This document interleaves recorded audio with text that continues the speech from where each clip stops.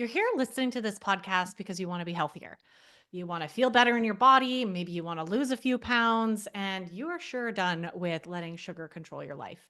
So maybe you're searching around online looking for the best tips, the best things that you can do to get back into feeling great, new habits. What are you missing? Am I right? Well, the truth is that often the best and most impactful things that we can do for our health is actually not doing anything at all. That's right. Not doing the things that are toxic for us can often be way more transformative and powerful than adding in new tools, new healthy habits to your life.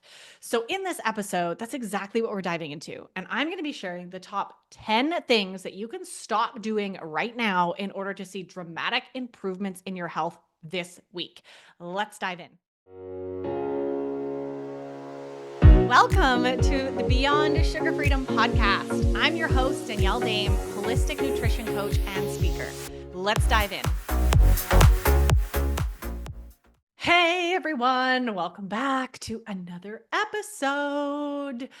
So, as I mentioned in the intro, I'm so excited for this episode. It's been long overdue because often you are out there, we are out there as human beings searching high and low podcasts, internet searches, chat GPT, searching for the things that we can add into our lives to improve our health, whether it's new healthy habits or new fitness routine. Maybe it's electrolytes that I'm missing. Maybe I need more protein, all the things, right, that we're searching to add into our toolbox to move the needle forward in wherever you're feeling stuck in with your health. But as I mentioned already, often improving our health actually starts at the ground level by removing the things that are dragging us down, removing the things that are actually standing in the way of the health that we're after, whether it's the healthy metabolism, the weight you want, the mental clarity you're looking for, the freedom from sugar that you're searching for. Right? I want you to think of like your body and your health journey as like filling up a car, right? Imagine you're a car and you're feeling low on gas, right? You're putting along on the highway. You're like, oh man, this doesn't feel good. I need more gas, right? I need to improve my health. And you go to the gas station and you just start pumping gas into your tank, but you didn't realize that there's actually like 7 holes in the bottom of your gas tank.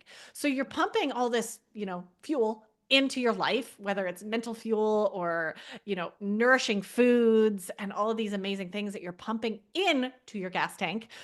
I'm needing some practice with metaphors, obviously, but this works because when you ignore that there's holes where all of that good stuff is leaking out, what's the point? You're wasting your time, you're wasting your energy. You're really just barely going to make it another couple kilometers down the road before you run out of gas again. So many of you are on this hamster wheel of exhaustion, trying to improve your health, trying to keep the weight off, trying to keep off sugar, hitting your head against the wall, wondering why it's not working. And it might very well be because some of these foundational pieces or toxins, I'm going to call them, are still there. There's still holes in your gas tank that you need to fill first before you start putting in the new healthy habits. So, this is really about creating a better foundation for yourself, a non toxic foundation. And we're not just talking physical toxins, I'm going to share with you in a minute, but really creating that foundation so then you can start building in those healthy new tools that stick, that actually move the needle, that actually help. So I love using this other example as well. This is like, if you're eating McDonald's every day and eating like absolute crap, but you're taking high quality supplements and vitamins, right? Ultimately, you're just putting a band-aid on top of shit, a pile of shit, McDonald's junk food. And you're not going to get anywhere like that. You're going to be in this confusing hamster wheel and yo-yo up and down for life, right? You're wasting your money if you don't fix these really toxic foundational pieces. So that's been my experience, with my journey in health and now in motherhood, right? When we don't remove the things that are holding us back, then nothing actually moves us forward.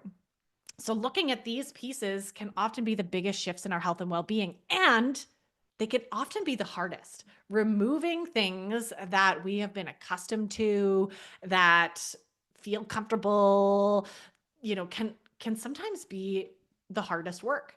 The crutches that we're used to, right? I.e. sugar. you know, this can sometimes be the hardest stuff to remove. It's often mentally easier to add new things in. So that's what we focus on. But if you're stuck and nothing's changing, then it's time to start getting real with some of these pieces of your life that need to be removed. So, what are these top 10 culprits that are holding you back? Without further ado, let's get into them right now. Let's do this.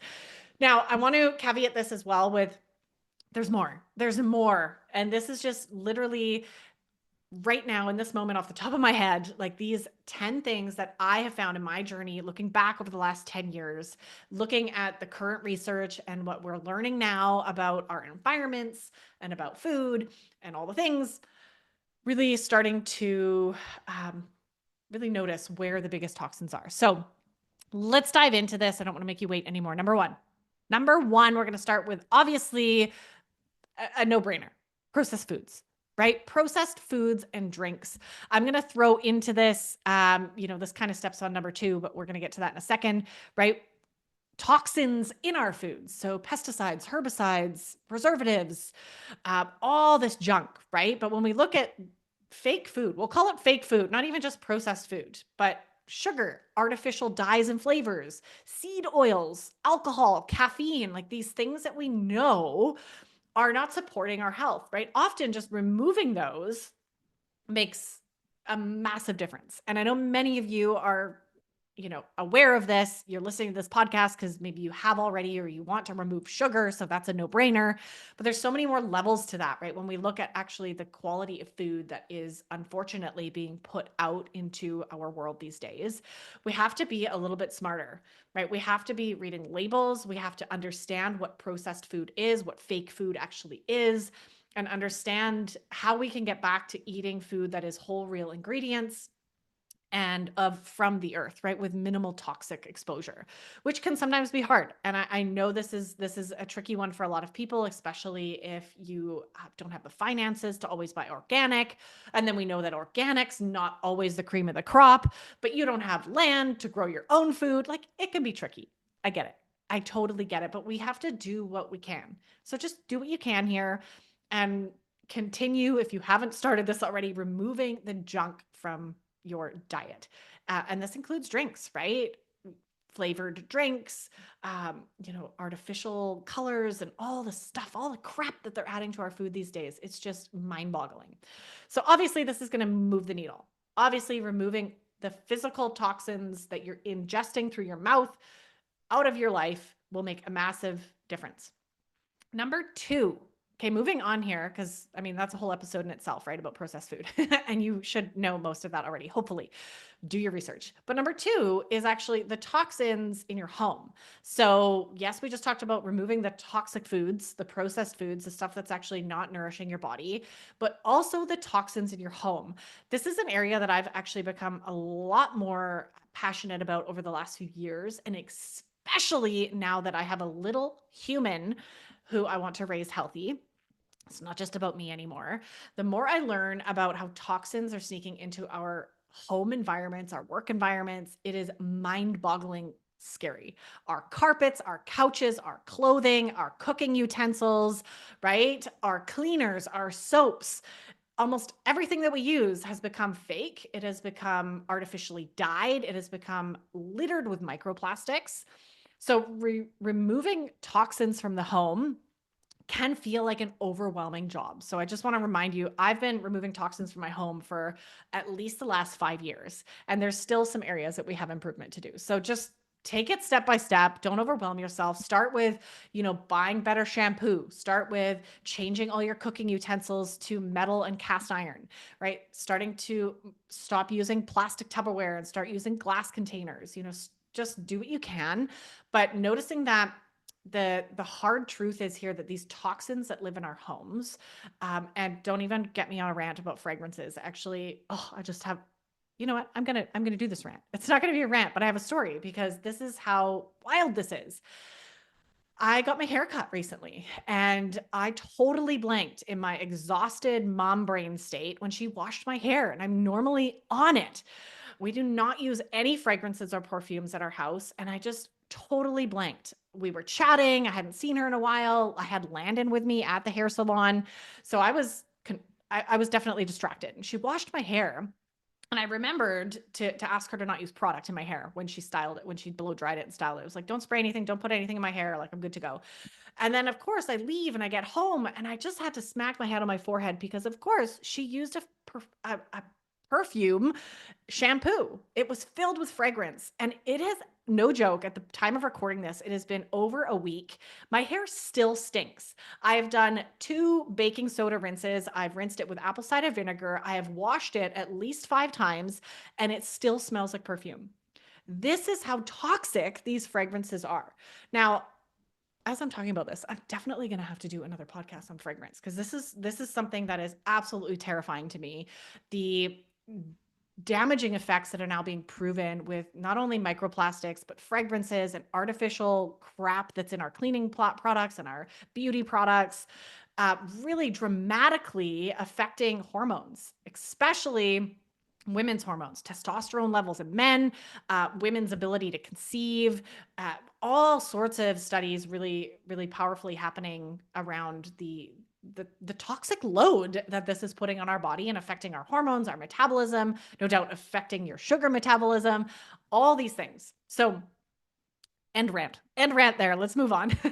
This is a big one, right? Toxins in the home is a big one. So start small. Just start with what you can do. And over time, it's going to really improve. Same with food, right? Same with the processed food. Instead of buying Gatorade or buying a chocolate bar filled with sugar, right? Start buying a dark chocolate bar, right? Maybe it's organic. Maybe it's, more locally made. Starting to make those small changes really adds up over time. Okay. Number 3, things that you should remove from your life. Pharmaceuticals. Oh boy, this is a whole nother podcast episode. Pharmaceuticals. So, that medicine cabinet, when you open it home, the go-to Pepto-Bismol, the NyQuil, the Tylenol, the things that you're taking day in and day out when you don't feel well, when you have a headache, when your body's sore, right? All these pills that you're choosing or liquids that you're choosing to add into your body are actually toxic. They might suppress your symptoms temporarily, but it's actually toxic substances that you're also putting in your body. So is it worth the risk? Right? That's for all of you to decide. I'm not here to judge, but I do know that living a pharmaceutical minimum or, no pharmaceutical life is pretty important for your body's health and longevity. These are not substances that are of nature. They are not things that should be going in our body. And of course, they're going to have side effects. Have you ever read the laundry list of side effects that they put into, the inserts in all of these pharmaceuticals? So just be aware. Every time you're going to get your shots, you're taking a Tylenol, you're pounding back, the Benadryl. Every time you do that, it is a toxic load to your body. And when your body is full of toxins, it cannot operate correctly. It cannot operate optimally, thus hindering your health, hindering your body's ability to burn fat, to regulate hormones, to feel amazing, to produce energy.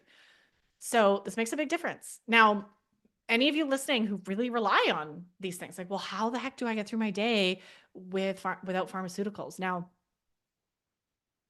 I'm not going to rant on this. I'm pausing here because I'm thinking as I'm talking, this is a whole nother podcast episode again. But when you are no longer eating toxic food, no longer filled with toxins in your home, it's amazing how you actually do not need the headache pill because you're no longer having headaches from the toxic food and the toxins in your home, right? You do not need some of these things that are showing up for you. And is that pharmaceutical food industry conundrum that is, they're getting us sick and then we pay to apparently solve the problem. It's a whole thing. But just know that there are other options. So even those of you as a mom, I'm going to be navigating into this with a little one, like how I'm going to support him, through ailments and through difficulties with using herbs, using natural remedies, using energy medicine, using essential oils, using nervous system regulation. Like a lot of the things that we experience actually have stem from deep places that need to be addressed. Pharmaceuticals often are just Band-Aids to cover up a symptom, cover up that fever, cover up that headache. That's actually a signal from the body telling us that there's something that we need to look at. So stop ignoring the signals from your body. Stop covering them up with toxic pharmaceuticals. Look for alternatives. Look for the root cause of what's actually going on. If it's a headache, for instance, have you been outside today? Are you hydrated? Have you gotten enough sleep? Are you getting enough minerals in your diet? There's so many things that should come first before pharmaceuticals. So just know that this is toxic. Okay. Number 4. Let's move on. Let's move on from those are 3 big ones that I just threw at you. Number 4 is another big one that we're learning more and more about. And I want to just plant a huge shout out here to one of my amazing friends and colleagues, Danielle Hamilton, who is starting to speak a lot more about this in regard to our metabolism and our blood sugar regulation. So blue light. We need to be very aware of where we allow blue light into our days and remove it wherever we can. Blue light, so things like our computer screens that I'm staring at right now, I have a light on me even for the video of this. These are blue light exposures, right? Anything like a lot of our light bulbs, street lamps, like we're getting our phones, blue light in our eyes all day, all the time, all day, all night. And I'm not going to get into why this is toxic. Many of us, have been down this rabbit hole. If you haven't yet, please look into it, especially when it comes to actually your circadian rhythm, your body's natural ability to digest food, to sleep, to just your body's natural rhythm is absolutely messed up by blue light, especially when we're using blue light when there's no light outside. So blue light is, when the sun is high, when we should be exposed to bright lights through our eyes. Most of us are using these artificial lightings and blue lights when the sun is down, when it's dark. I know in Canada here, this is how we've got through the winter, right? We have lights on at night, but it dramatically affects our whole body, our mind, our cells, our energy, everything. When we are out of sync with our circadian rhythm and when we are out of sync with the natural light progression throughout the day. So this is actually now being proven, and it's fascinating. You can look up the studies yourself. It's fascinating to see how this is actually affecting our health. It's actually causing women to hold on to weight, to sleep worse, right? To be craving more sugar when we are out of rhythm with the natural lighting in our days. So what you need to be removing here is blue light, especially in the morning and in the evening, right? When the sun is not up, really being aware of bringing in softer tones, bringing in more yellow light, bringing in red light, blue light blockers, right? You're seeing everybody wear these days, getting outside for natural light every day, just the whole light conversation. So toxic lighting is also a thing that we need to look at and we need to remove from our lives. And it's really cool to hear the stories of women who are just changing that one thing, really supporting their circadian rhythm, getting outside for natural light first thing in the morning, turning off all the lights and having, blue light blockers or yellow and red lights at night, and how they're noticing that affect their metabolism, losing weight, feeling better, having less headaches, all the things that can come just from our light exposure. So that's number 4, lights, remove toxic lighting. And at least, especially at those times of day. Obviously I'm using toxic lighting right now. It's the middle of the day for me. I'm okay with this timing. All right, let's move on. Number 5. Number 5 here kind of ties into the lighting and also kind of ties into the toxins in your home. Sunscreen and sunglasses. So this is specifically here talking about how we need to be absorbing more of the natural light and energy from the sun. We do not need to be afraid of the sun. Guess what? They've told us to be afraid of the sun, and we do not need to be afraid of the sun. Obviously, I'm not telling you to go and burn yourself, but the overuse of sunglasses has actually prevented our eyes from getting that natural good light that I just talked about. Right? When we overuse sunglasses, obviously don't stare into the sun, don't burn your eyes out. That's not what I'm saying. But the overuse of sunglasses and sunscreen, all these protective measures that are keeping vitamin D, keeping out the natural good UVA and UVB light that we need in our eyes to support our body, to support our sleep, to support our hormones. right? This is something that I really see out there in the world. As soon as like it gets a little bright out, people are putting on the sunglasses. As soon as like there's sun in the sky, lathering on the sunscreen.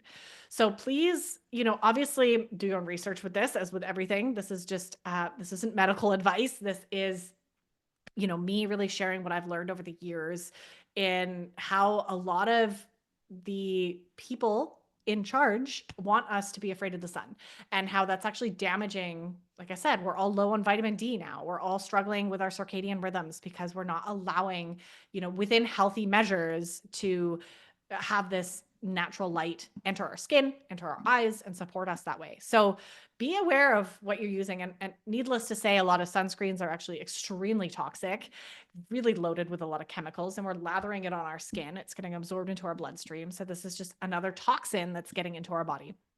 So obviously practice safe sun exposure. Don't just lay yourself out in the sun, but don't be afraid of it either. Especially as here it's early spring, getting the early exposure so you can build up a tolerance for the summer. And if you have sensitive skin, maybe wearing long sleeves, wearing a hat, sitting in the shade instead of being out in the sun when you can, instead of lathering on these things. All right, moving on.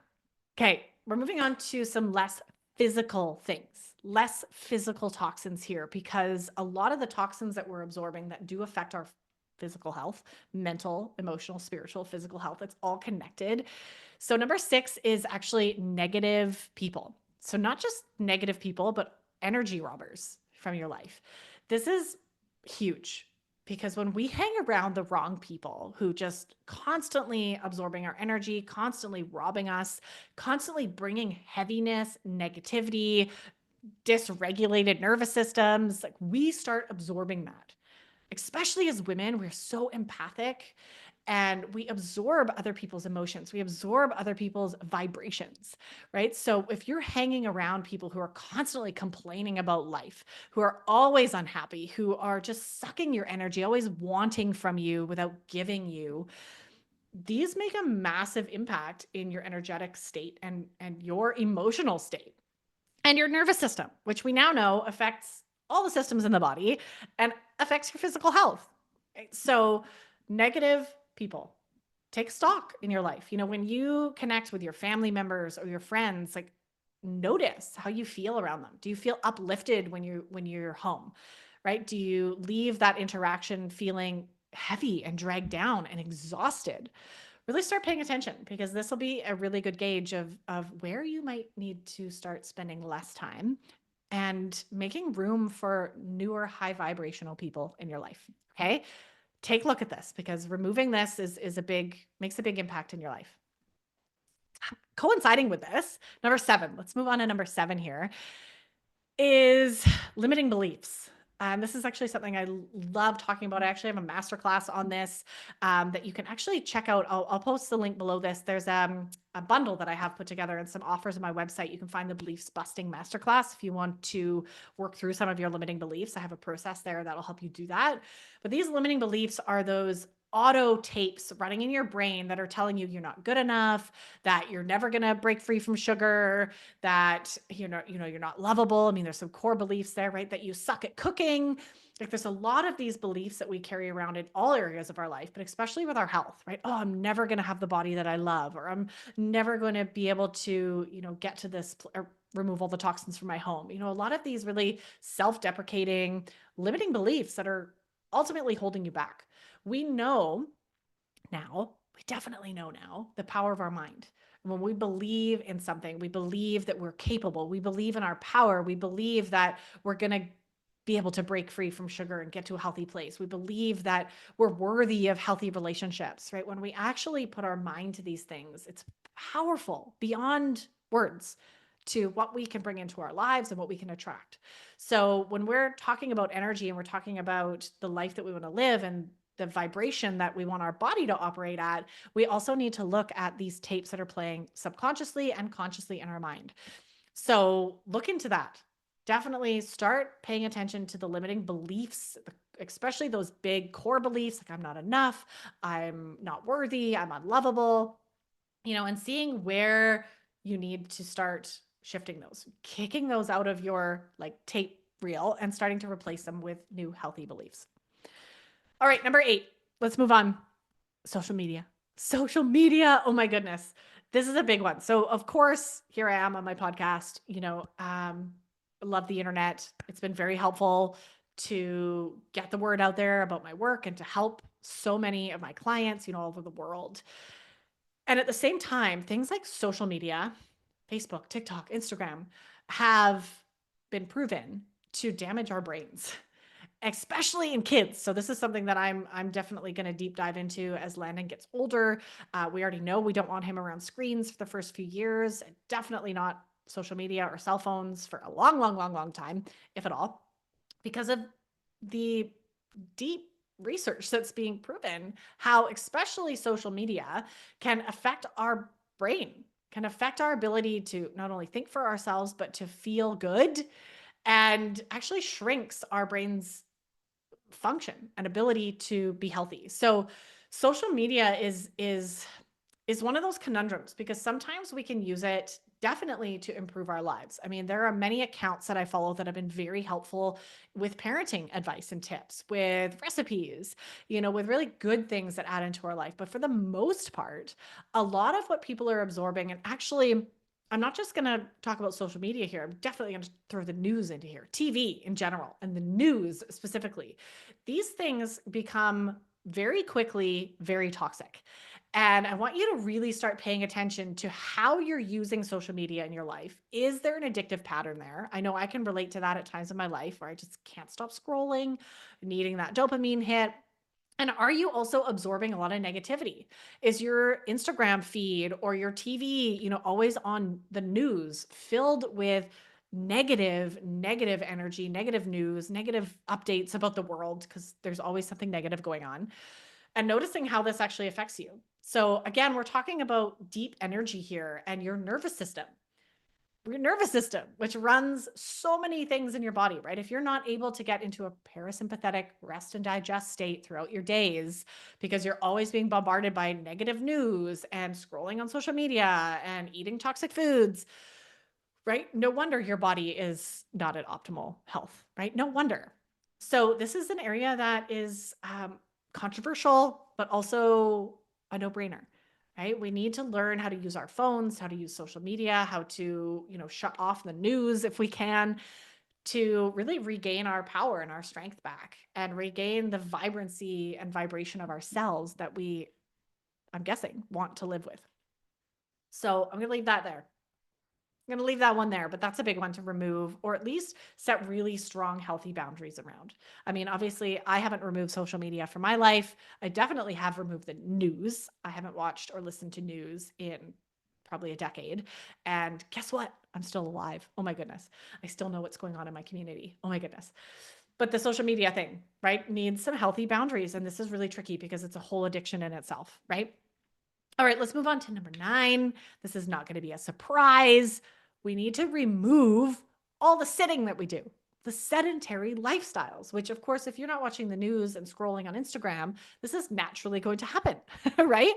Removing the indoor sedentary lifestyle. So, not just sitting, but sitting inside, right? These two combined all day, every day, whether you're at the office, right? You're at home, like we're in the car, we sit a lot. So, how can you start to move more, right? Removing these things from your life where instead of driving to work, maybe you bike, maybe you walk, maybe you get a standing desk at work. Like, starting to invite in different ways that you can stand more, that you can move your body more. This is a no-brainer. We know now that sedentary lifestyle is worse for you than smoking, right? And yet we do it, right? We do it because it's easy and we don't know any better, right? Or maybe there's some other reasons. Maybe you have physical ailments that prevent you from moving, right? But if you remove all those things I just talked about already in this list, I'm willing to bet a lot of your physical ailments and pains will start subsiding pretty quickly, right? When we remove the toxins, we remove the need for that pain response in our body. So removing all the sitting that you're doing, starting to think about how you can move more. And maybe the first step is like just moving your upper body, right? If you do have difficulties moving your legs, if you have a lot of pain or you've got arthritis, moving in whatever way you can. Okay? Just start small.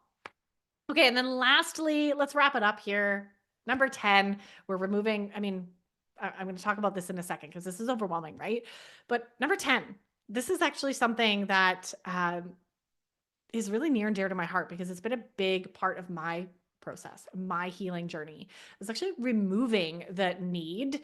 I'm using air quotes if you're listening to this on Spotify or Apple. The need to stay busy, the need to do too much in a day. Right? This in itself, I'm going to come back again. Everything's looping to nervous system conversation. Go figure. Right? When we're always on, we're always overloaded. We have so many responsibilities. We're busy all the time. It's exhausting. It zaps us of our vibrancy, of our energy, and it absolutely keeps our nervous system in a dysregulated state, which prevents our body physically from being able to run properly, to rest and digest, to heal, to repair, to process, to burn fat, to think clearly, to burn through the sugar that you've eaten. There's so much that's run by our nervous system. And if we're constantly in this rat race of to-do lists and responsibilities and being busy all the time, which by the way is also a coping mechanism and an addiction, which I used to struggle with. And that's a whole nother episode. But staying busy all the time is not the solution. It is not a badge of honor to wear, especially anybody out there who's a mother. I'm seeing this firsthand now in the motherhood community, doing all the things for your kids, being busy all the time, going to soccer practice, going to here, going there, right? When all your child needs is just to chill out, right? To go slow, to invite in days in your week. Maybe it's not every day, but maybe you prioritize 1 or 2 days a week where you do go slow, where the whole family can take a sigh of relief and just relax and not have plans, not have everything scheduled, not have huge to-do lists to do.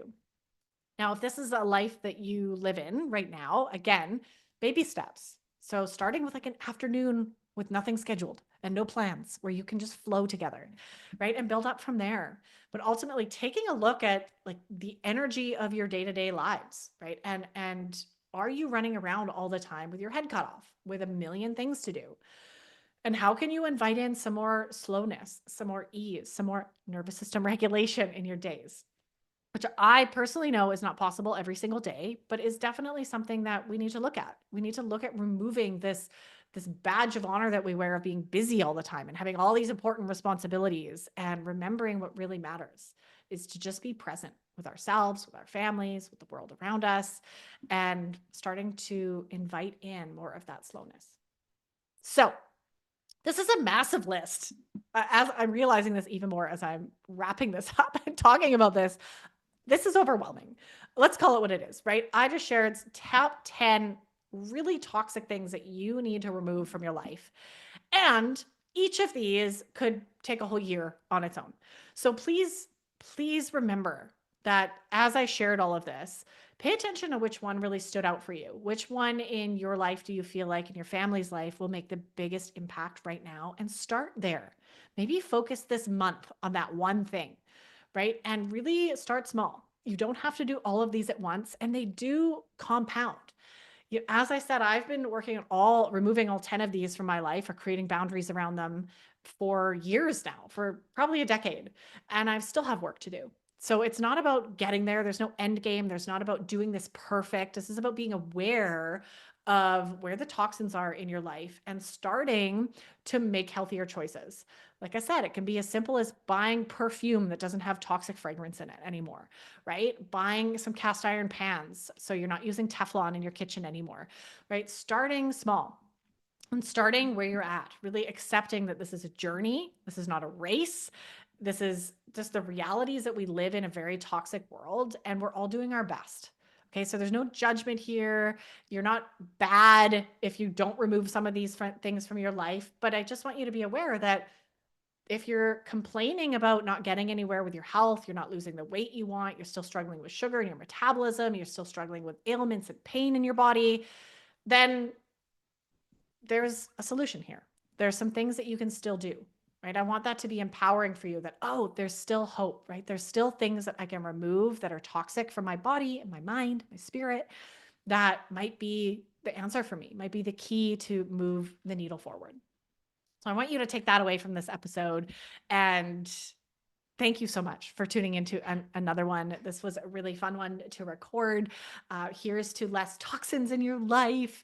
Fingers crossed. I'm looking forward to hearing how this impacts you as you start to make these changes.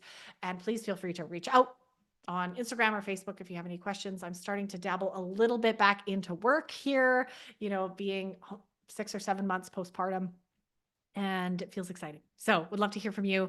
And I hope that you are feeling inspired to start tackling and removing some of these toxins that are holding you back in your life. Thanks again for tuning in. We'll see you on the next episode. Thanks for tuning in to another episode.